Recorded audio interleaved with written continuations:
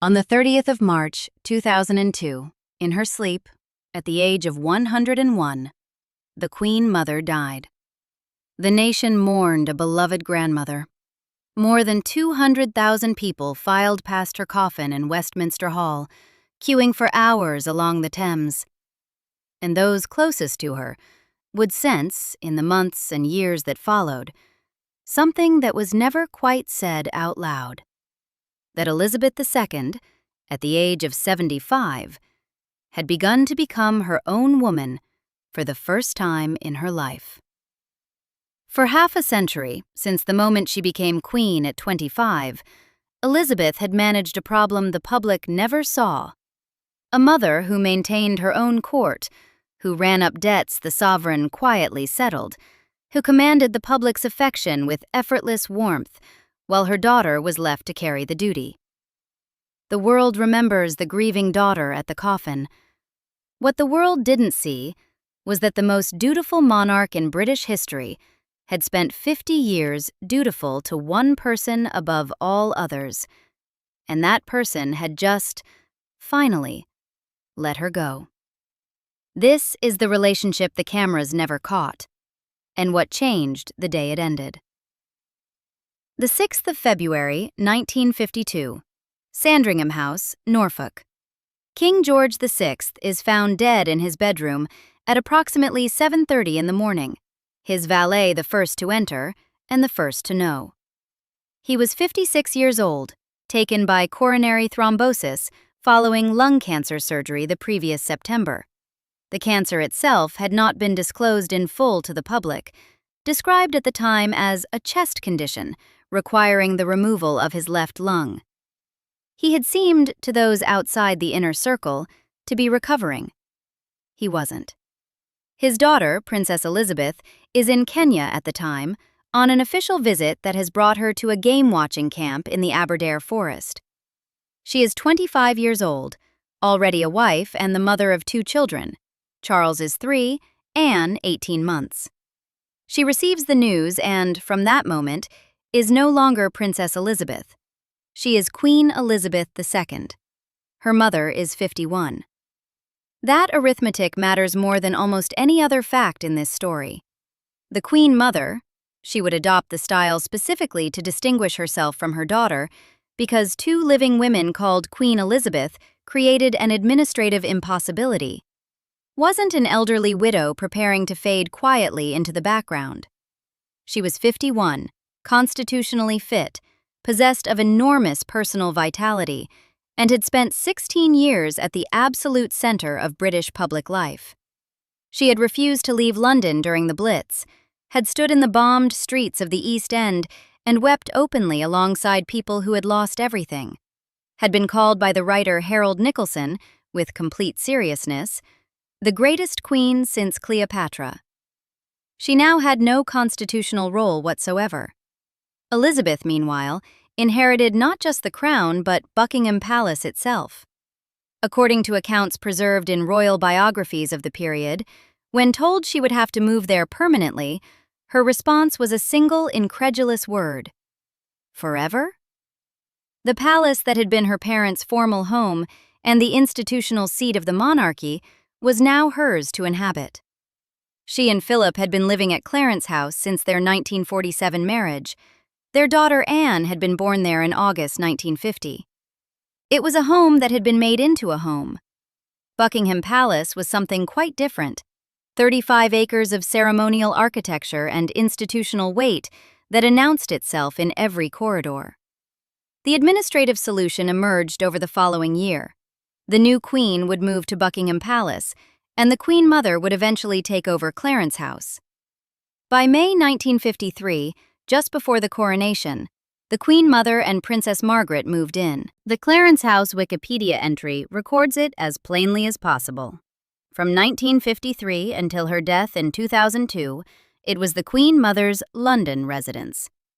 What that sentence compresses is 50 years of a structural situation that had no precedent and no clean resolution. The problem wasn't simply logistical, it was a problem of name, of identity, of role. The letters that arrived at royal residences now had to specify which Queen Elizabeth they were for. Staff who had served the previous household had to navigate the distinction between the former queen consort and the new sovereign. Public announcements, court circulars, official programs, all of them required a new vocabulary for a situation that had not existed in living memory. The style, Queen Elizabeth, the Queen Mother, was created out of necessity, not sentiment. Ben Pimlett, whose 1997 history, The Queen, remains the most forensically detailed account of Elizabeth II's early reign, traces the structural complexity of those first years with characteristic precision. The new queen was constitutionally fastidious, personally reserved, instinctively careful about the distinction between her formal role and her private self. Qualities, Pimlett notes, that were absolutely suited to the demands of the sovereign's position, but that didn't produce natural warmth in a crowd. Her mother was everything else simultaneously. The early years of the reign weren't defined by any documented confrontation between them, because Elizabeth II didn't do confrontation. They were defined by the structural fact that a 51-year-old woman of enormous appetite and no constitutional constraint was now required to find a new role, and the system provided no mechanism for clearly defining what that role should be or where its boundaries lay.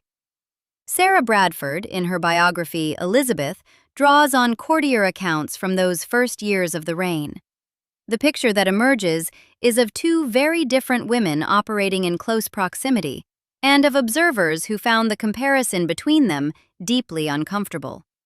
Bradford notes that some within the royal household described the contrast between mother and daughter as ugly. The queen's reserve set against the queen mother's natural, apparently effortless command of human warmth. Elizabeth II, in the specific talent that the public most immediately reads and responds to, consistently came second to the woman who was supposed to be stepping back. This was the situation established in 1952. It didn't substantially change for 50 years. Clarence House, from 1953 onwards, functioned as what one might fairly call a separate establishment, not a rival court in any constitutional sense, but a full, formally organized household operating according to its own rhythms and priorities. The Queen Mother kept a private secretary, equerries, ladies-in-waiting, chefs, footmen, pages, and domestic staff in numbers that struck outside observers as remarkable for what was, formally speaking, the household of a royal widow. The annual wage bill at Clarence House alone, by the final years of her life, was reported at £1.5 million. When she died in 2002 and Prince Charles moved his own operation into the house, up to 100 staff were told they faced potential redundancy. £1.5 million in annual wages for a private London residence. Not Buckingham Palace, not Windsor Castle, not the administrative headquarters of the monarchy, just the home of the Queen's mother. And Clarence House was only one property.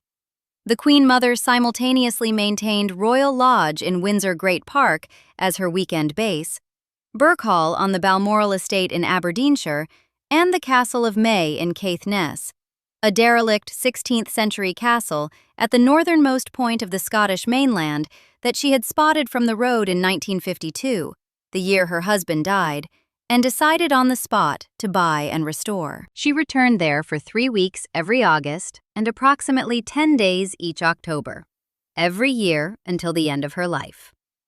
The Castle of May was the only property she owned outright. The others were maintained on royal estates.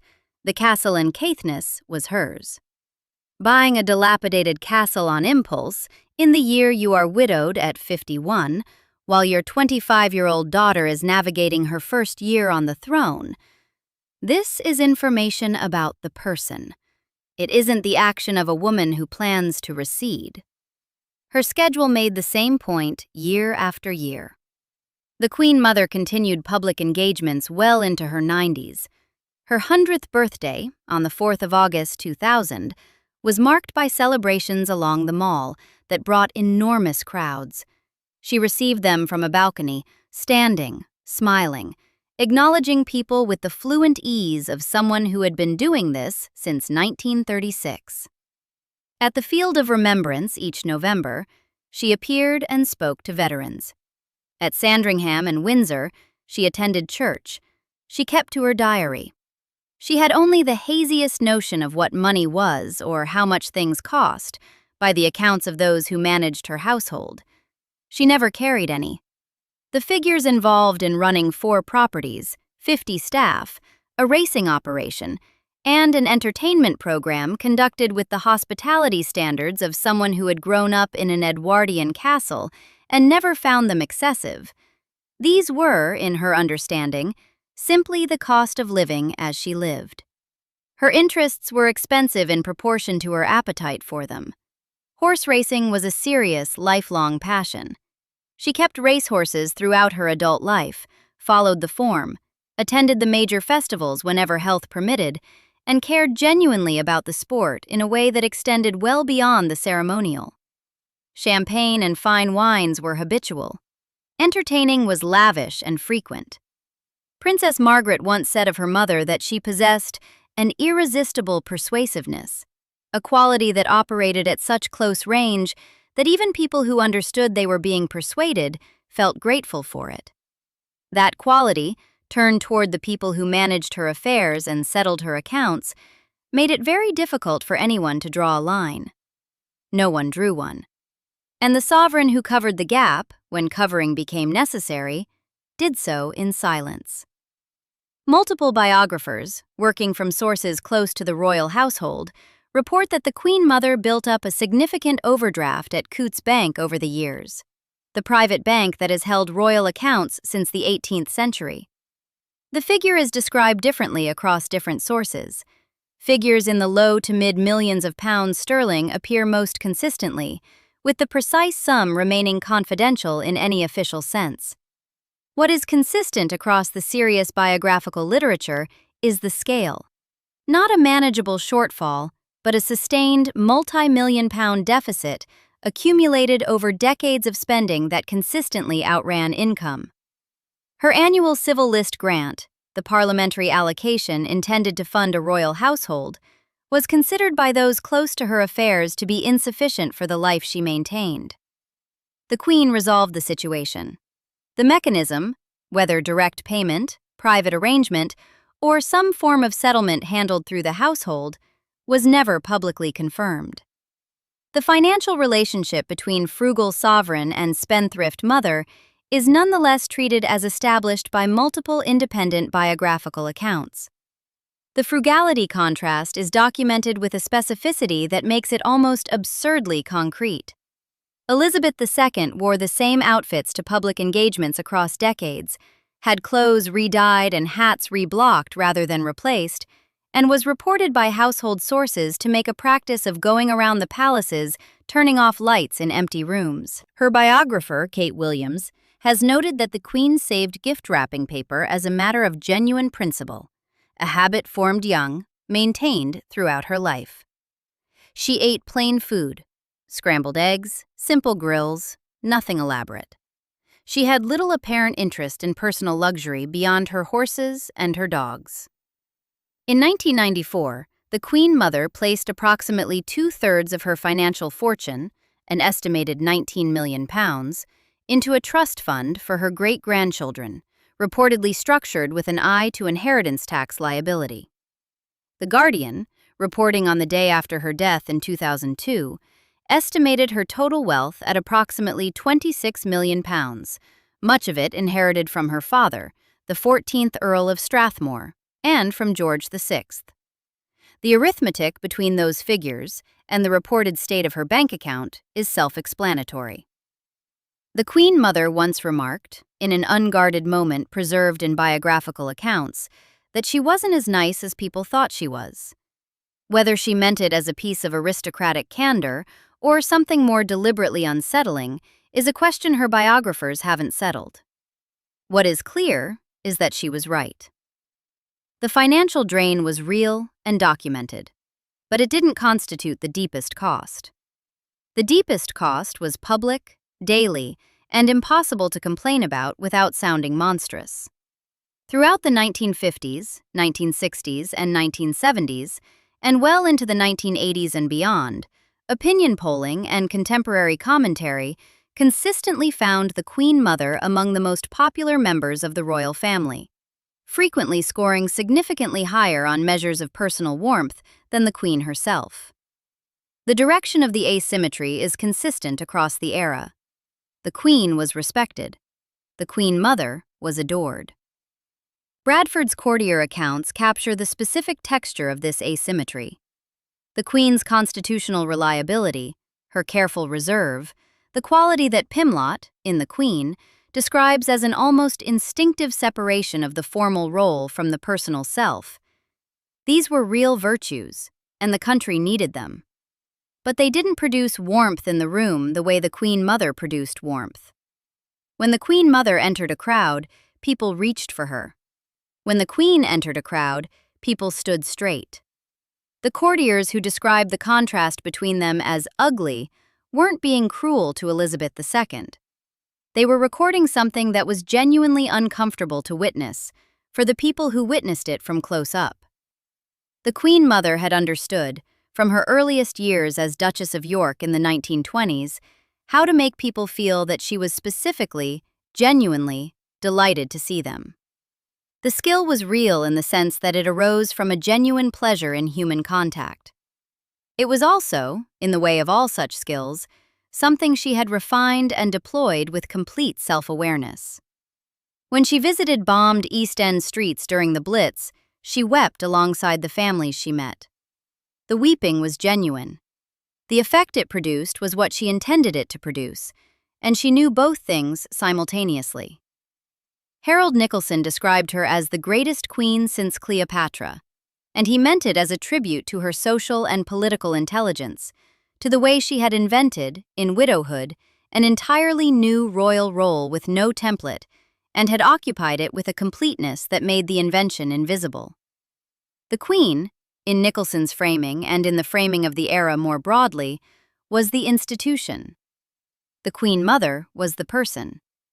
The historian Gareth Russell, examining the polling data of the period, has noted that Elizabeth II herself was the most popular member of the royal family in polling conducted in 1969, 1973, and 1989, years of relative stability. In the difficult middle decades, however, when the monarchy was embattled and the Queen was being described with increasing frequency as remote, as insufficiently emotional, as constitutionally correct but humanly difficult to reach, the Queen Mother remained a constant high in public affection. She became the floor. When everything else about the royal family was under pressure, the nation's grandmothers sat above it all, untouchable by the scandals and the divorces and the tabloid headlines. The phrase, nation's grandmother, itself tells you something about the problem it was solving. It codified, at the level of language, a role that the Queen Mother had created for herself and that the public had ratified. The unconditionally warm elder, the person in the family from whom everyone always felt welcome. Elizabeth represented something else, the institution, the discipline, the unblinking continuity of constitutional service. Both of those things were necessary, but only one of them produced the kind of love that people feel without being able to explain why they feel it. To be outloved by your own mother in public, year after year, across decades of your reign, while privately funding the lifestyle that generated the love, the people who will most immediately understand what this costs are the ones who have experienced some version of it themselves. They are watching a woman do the right thing every day without acknowledgement for 50 years. By the late 1990s, the shape of things was becoming clearer in specific, painful ways. The Queen Mother had a hip replacement in 1995 and another in 1998. She moved more slowly. Princess Margaret, Elizabeth's only sibling, the person who had shared every moment of her childhood and who had been present for the coronation and the annus horribilis and everything in between. Margaret was failing. A heavy smoker throughout her adult life, she suffered her first serious stroke in February 1998. More followed over the subsequent years, each one limiting her further. By 2001, both women were diminishing simultaneously, and Elizabeth watched both of them. Princess Margaret died on the 9th of February 2002 at King Edward VII's Hospital in London, aged 71, following a further stroke. She had turned 71 the previous August. She was the younger of Elizabeth's two remaining immediate family members, her mother the older, and she was gone first. The Queen Mother attended Margaret's funeral on the 15th of February 2002, arriving in a people carrier with blacked-out windows. The arrangements had been made specifically at her request. She was in a wheelchair by this point, and she had made clear that no photographs of her in a wheelchair were to be taken. She was 101 years old, a cold that had taken hold at Christmas 2001, still sitting in her chest, and she had come to bury her youngest child. She returned to Royal Lodge in Windsor Great Park afterwards, and didn't leave again. The Queen had 7 weeks to grieve her sister before she lost her mother. On the 5th of March 2002, the Queen Mother managed her final public appearance, the annual lawn party of the Eton Beagles at Royal Lodge, a tradition she had maintained since 1972. She attended lunch, she watched the Cheltenham Festival races on television, and then her health deteriorated rapidly. She retreated into Royal Lodge for the last time, her diary suddenly and finally still. She died at 15 minutes past 3 in the afternoon of the 30th of March, 2002. She was in her sleep. She was 101 years old. The Queen was with her. Margaret Rhodes, the Queen Mother's niece and lady-in-waiting, was present that day. In her memoir, The Final Curtsy, she states that the Queen was able to say goodbye before her mother lost consciousness. That detail is specific and important. Elizabeth II was in the room. The ending was witnessed, not received by telephone. In her public message issued in the days following, Elizabeth referred to her mother as "my beloved mother," and acknowledged the void she has left in our midst. She said she was deeply moved by the outpouring of affection which has accompanied her death, and spoke of her mother's infectious zest for living and the strength of her faith. These weren't boilerplate words. The grief was genuine. 50 years of complicated relationship don't cancel 50 years of love, and the two were never separable things. Not in this case, not in any case of a difficult parent who was also a real parent. The public mourning was vast. More than 200,000 people filed past the coffin during 4 days of lying in state in Westminster Hall, the queue stretching over a mile along the south bank of the Thames and across Lambeth Bridge, the planned opening hours extended to accommodate the numbers. At one point, the 4 princes, Charles, Andrew, Edward, and Viscount Linley, mounted a formal guard of honor around the coffin, one at each corner of the catafalque, echoing the vigil of the princes performed at George V's lying in state 66 years earlier. The funeral service began on the 9th of April at Westminster Abbey. Before the procession moved, before the music began, before any of the ceremony commenced, the tenor bell of the Abbey tolled 101 times, once for each year. It took approximately 12 minutes. The count accumulated into something that felt less like arithmetic and more like weight. She was buried in the King George VI Memorial Chapel at Windsor Castle, alongside her husband, who had been dead for just over 50 years. At a private family service on the same day, the ashes of Princess Margaret, who had asked to be buried with her parents, were interred in the same chapel. Both losses contained in a single afternoon. The Golden Jubilee of 2002 had begun formally on the 6th of February. 50 years to the day since Elizabeth II's accession. She had opened the year with engagements in Jamaica, arriving there on the 18th of February, 9 days after Margaret's death. She established a brief private mourning period, then continued the schedule. She toured New Zealand in late February. She returned to the United Kingdom in early March. Then came the Queen Mother's death on the 30th of March, 5 weeks of national mourning, the funeral on the 9th of April. By the 2nd of June, Elizabeth was at Buckingham Palace for the Central Jubilee weekend. The media had predicted, in the preceding weeks, that the celebrations would be a non-event, that the double bereavement would suppress attendance, that the mood was too subdued, that Britain was too modern and too skeptical for this kind of pageantry. More than 1 million people filled the mall on the 4th of June for the parade and flypast.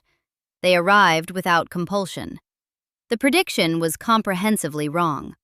Robert Hardman, writing across 3 major books on Elizabeth II's reign, Our Queen in 2011, Queen of the World in 2018, and Queen of Our Times in 2022, treats 2002 as the beginning of a sustained upward trajectory in the Queen's public standing. From that year, he notes, the arc kept climbing, continuing until 2019. The Jubilee year, despite its double bereavement, or perhaps in some complicated way bound up with what those losses had resolved, marked a turning. The Queen, who appeared at the June events, had buried her sister and her mother within 7 weeks and was standing in front of 1 million people in the summer reign. She appeared, by every available account, exactly where she intended to be. The change that observers describe in Elizabeth II after 2002 was gradual, not sudden. An evolution rather than a transformation pegged to a specific afternoon at Royal Lodge. No named courtier appears in published sources explicitly stating that the Queen became lighter or freer because her mother died. The direct causal link is an inferential step, not a documented observation, and it should be understood as such. What is documented is the direction of travel in the years that followed. Giles Brandreth, whose access to the royal household was close and sustained across many years, writes in Elizabeth, an intimate portrait of an increasingly warm, twinkling, slightly mischievous quality becoming more visible in the Queen's public manner in her later decades. The woman who had been described throughout her middle reign as reserved, dutiful but remote, constitutionally correct but humanly difficult to reach, she remained all of those things in the formal sense, but something additional emerged. A readiness to be openly amused, a dry wit deployed with visible enjoyment, a quality of ease in her own presence that the photographs of the 1970s and 1980s don't quite capture. Sally Bedell Smith, whose biography Elizabeth the Queen won the Goodreads Choice Award for History and Biography in 2012, describes the Queen at the Diamond Jubilee celebrations that year as serene, and not in the controlled, managed sense of a constitutional monarch performing an emotion, but in the deeper sense of a woman who had grown fully into herself. Bedell Smith frames this as gradual evolution rather than any single turning point, and the evidence supports that framing. What she and Brandreth and Hardman are all describing, from different angles, is a woman who spent the last 2 decades of her reign in a different quality of possession of herself than the decades before had shown. One concrete outcome is worth noting. The Queen Mother had been notably cool on the subject of Camilla Parker Bowles, the woman with whom Prince Charles had maintained a relationship that had complicated his marriage and his public standing for years. That coolness was known within the family and in the circles around it. With the Queen Mother gone, the question of Camilla's acceptance became one the Queen had to answer alone, without that particular weight in the room. In April 2005, Prince Charles and Camilla Parker Bowles married. The Queen attended the blessing service at St. George's Chapel, Windsor, and hosted the reception at Windsor Castle. The obstacle had not been the Queen Mother alone, but its removal was part of what made the resolution possible. The Diamond Jubilee came in June 2012. Elizabeth II stood on the Buckingham Palace balcony at 86 years old, After a Thames pageant in which she had stood in cold rain for 4 hours, watching more than 1,000 boats process past. After a concert and a service and a procession. And she appeared not depleted by the effort, but settled into it, inhabiting the occasion with a completeness that the earlier jubilees had not quite shown. Bedell Smith's word, serene, is the one that most consistently appears in descriptions of the Queen at this point in her reign. The Platinum Jubilee in June 2022 was the last major public celebration. She died on the 8th of September 2022 at Balmoral, aged 96. The final photographs of her from that June weekend, a small, white-haired woman smiling on the palace balcony with great-grandchildren around her, show someone who had, over the course of the previous 2 decades, arrived at herself. Elizabeth II reigned for 70 years, and for 50 of them she shared the stage with the one person she could never overrule. Not a prime minister, not a foreign power, but her own mother, who refused to step back and refused to be told no. The 50-year record is clear enough. The financial drain is documented in the pages of Bradford and Hardman and Vickers, and across a decade of journalistic accounts drawn from sources close to the household.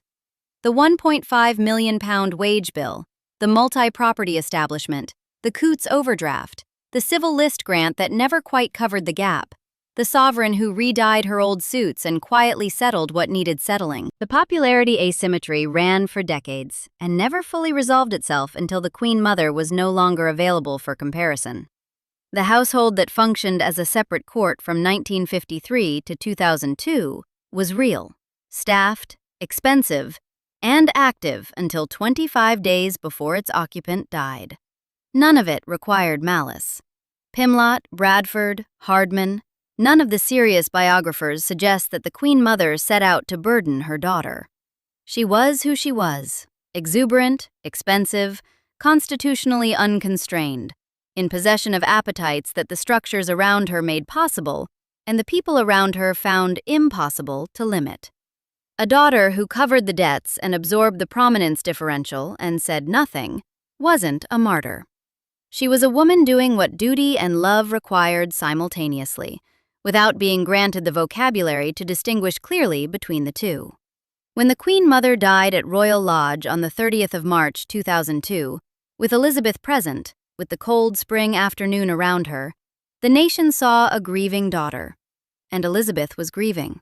The statement she issued, with its reference to her beloved mother and the void she has left in our midst, was genuine. The grief was real, documented, publicly expressed. But the years that followed told a different story alongside that grief, the story that Hardman traces as a steadily climbing trajectory from 2002, that Brandreth describes as a warmth and a twinkle becoming more visible, that Bedell Smith names as serenity at the Diamond Jubilee. A woman of 75, standing in front of 1 million people at the Golden Jubilee that summer, had buried her sister and her mother in the same spring, and was still at her post, still fully in the room, and appearing to those who watched her closely as something that she had not always appeared to be, entirely, quietly, herself. She mourned her mother. She also, quietly, set down a weight she had carried since she was 25. Both of those things were true. Duty rarely lets you admit the second one out loud. Subscribe for more stories like this.